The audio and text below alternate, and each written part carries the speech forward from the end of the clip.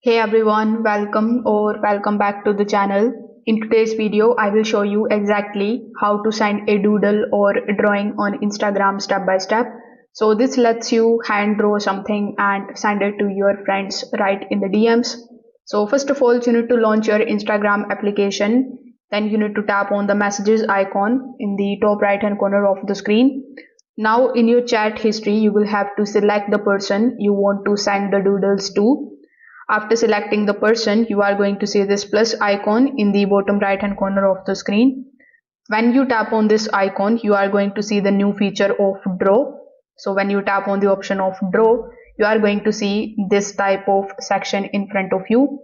Now, as you can see, the pen is selected, so you can just simply select different types of pens.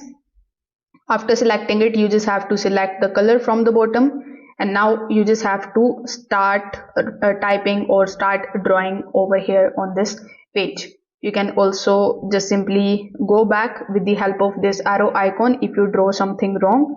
Now after drawing it something like this, you just have to tap on the share icon right next to it, and there you go, you have successfully just sent a doodle or a drawing on Instagram.